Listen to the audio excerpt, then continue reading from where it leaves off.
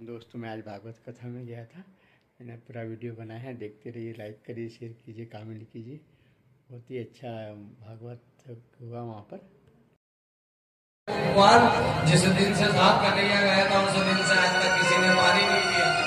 आंख से आंसू, और जिस रास्ते से भगवान का रथ गया था उसी से देखते हैं। लेकिन जैसे ही अपना पीताम्बर उद्धव को देते उद्धव जाते हैं और जाकर के जैसे वृंदावन में प्रवेश करे तो मधुमंगल दौड़कर आता है और मैंने कहा था कि मेरा कन्हैया, लेकिन जाकर के देखा तो कन्हैया नहीं था, वहां तो उद्धव जी थे।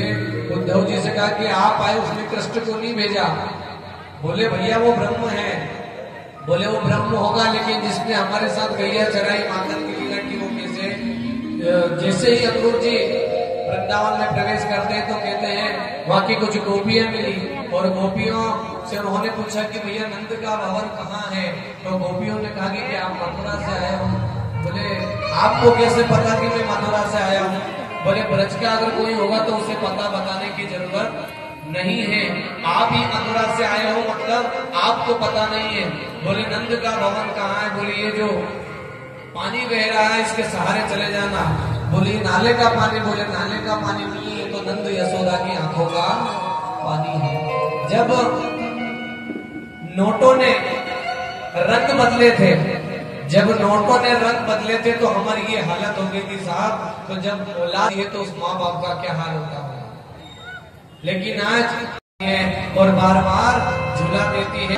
पहले ज्ञान की सीढ़ी खिसक जाती है कि वो कृष्ण तो वहां है और यहाँ छोटे से बूढ़े को झुलाती है। नंद बाबा से मिलना होता है, गोपीवाल से मिलना होता है। और सारी की सारी गोपियां जब बेटी होती है तो मानो गोपियां आपस में बात करती हैं कि आज तो कन्हैया मेरे सपने में आया, आज तो कन्हैया ने माखन चुराया, आज तो कन्हैया ने रास रचाया। जब राधा रानी बोलती कि तुम किस्मत वाली हो कि तुम्हें नींद आ जाती है और तुम्हें नींद आने के बाद तुम्हें सपना आता है, यहाँ तो दिल के अरमां आंसुओं में बह गए, हम वफा करके भी तन्हा रह गए, दिल के अरमां।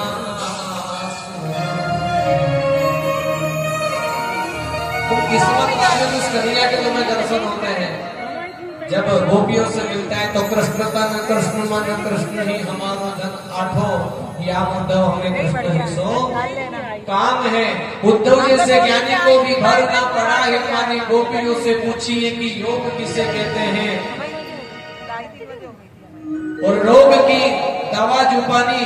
उन प्रेमियों से पूछिए कि रोग किसे कहते हैं। प्यार था पर प्यार परवार नहीं भरी जवानी। उस उर्मिला से पूछिए कि भोग किसे कहते हैं। कहते हैं जब उद्धव जी ने देखा कि ये गोपियां तो सारा उद्धव जी का जो ज्ञान था ये तो प्रेम की बात हो, बंदगी तेरे बस नहीं है, यहाँ प्रेम के होते हैं सोचे, आस की इतनी सस्ती नहीं है, प्रेम की बात। उद्धव जी का सारा ज्ञान किसका गया साहब। आए थे तो 2 घंटे के, लेकिन 2 साल हो गए। जब पुनः कन्हैया के पास गए और कार्य कन्हैया तो कितना निकृष्ट है, जिस माँ ने तुझे पाला पोसा पढ़ाया लिखाया लाड़ लड़ाया, जिन गोपियों ने प्रेम किया, जिन ग्वाल ने तेरे दिन एक दिन रहना नहीं सीखा, अरे जिस राधा ने तुझसे प्रेम किया तो सबको छोड़ करके आ गया। तो उद्धव में तुम्हें ये तो बताना चाहता था कि एक बार जाओ। क्यों? प्रेम नगर मत जा प्रेम तू, प्रेम नगर मत जा।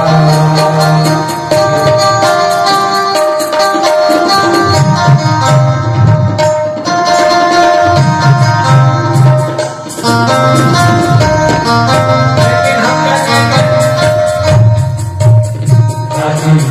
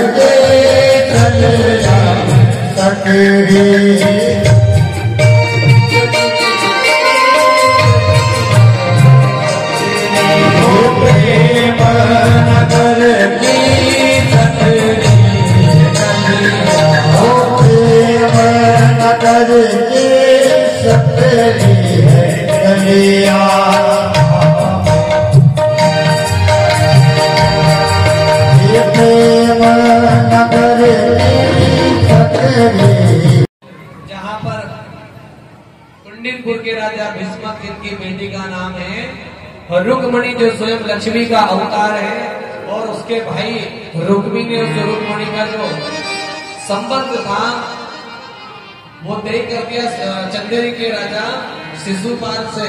लेकिन जब उसकी सखियों से उसने बोला कि मैंने भगवान कृष्ण को उसने देखा नहीं था रुक्मणी ने, पर सिर्फ सुना था कि गोरे गोरे गाल है, घुंघरालू बाल है और टेढ़ी मेढ़ी चाल है, कृष्ण कन्हैया है, वृंदावन के वासी है, सिर्फ नाम सुना था पर देखा नहीं था। लेकिन उसने कहा कि अगर तेरा विवाह शिशुपाल से हो जाएगा तो तेरा जीवन बर्बाद हो जाएगा। रुक्मणी तो सखियों ने कहा क्या करें, रुक्मणी रोने लगी तो एक सखी ने कहा कि अभी चिंता मत कर, अभी बेटी बाप के घर है। और जब बेटी बाप के घर को क्या करना है, बोले प्रेम पत्र लिख दे और एक प्रेम पत्र तो किसी ब्राह्मण के हाथ पहुंचा दे ठाकुर जी के यहाँ पर, तो वो स्वयं तुझे लेने आएंगे। भगवान ठाकुर का कहना है कि तू रोज मेरे द्वार पर आया कर, तो एक दिन जब समय आएगा तो मैं तुझे तेरे द्वार पर लेने चले जाऊंगा। और आइए हम रुक्मणी मंडल में प्रवेश करें। रुक्मणी जी ने बड़े प्रेम से बातें लिखी है। यह भगवान मैंने तो आपको देखा तक नहीं है कि आप कैसे लगते हो, लेकिन भगवान किसी शेर के शिकार को, किसी शेर के शिकार को अगर कोई शिकार करता है तो ये तो शास्त्र के विरुद्ध है। भगवान मैंने तो आपको जन्म जन्म से अपना पति और प्रेम पत्र ब्राह्मण को बुलाया होता कि हे ब्राह्मण देवता आप जाकर के और सामान्य सेठ को देना। ब्राह्मण पत्र लेकर जाता है और पत्र लेकर जैसे भगवान ठाकुर जी के पास आया, ठाकुर जी ने कहा कि आप पत्र बताओ। उसमें पूरा वर्णन लिखा था कि मैं कात्यायनी की पूजन करने जाऊंगी और भगवान पूरे वहीं से आवाज करके और भगवान ने प्रेम पत्र रखा और उसी दिन अपना रथ तैयार करा और पहुंच जाते हैं कुंडिनपुर, जहाँ पर रुक्मणी अपने कुल देवता और कुल देवी की पूजन करने जाती है। और जैसे ही जाने लगी मानो 1000 महीना सामने थे, पूजन कर रही थी कात्यायनी जी की, लेकिन दर्शन हो रहे थे समैया सेठ के। इधर भगवान पहुंचे और जाने लगे और कहने लगे रुक्मणी से भगवान को पहली बार देखा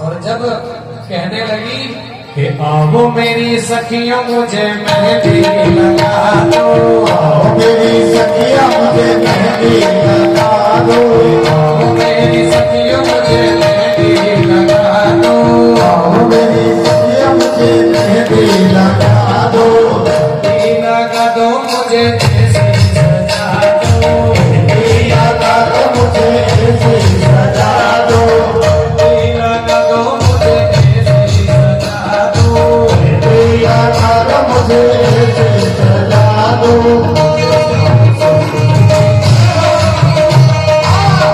श्याम सुंदर की दुल्हन बना दो।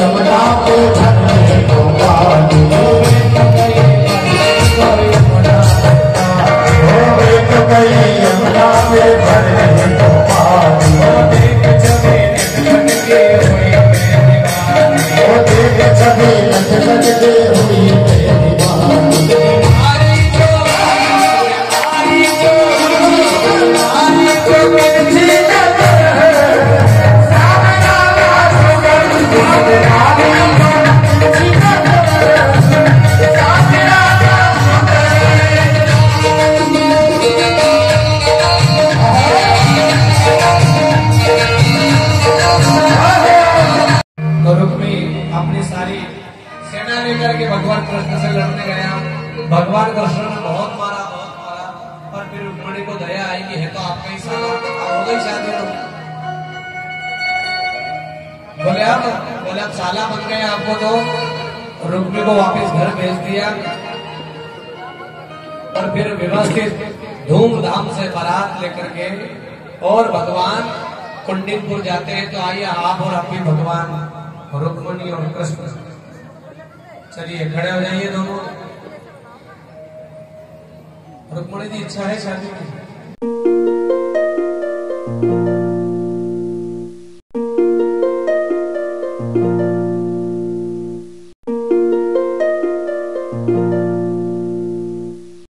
जय हिंद दोस्तों, पूरा वीडियो देख लिया हो तो लाइक करिए, शेयर कीजिए, कमेंट कीजिए, सब्सक्राइब कीजिए। जय हिंद दोस्तों।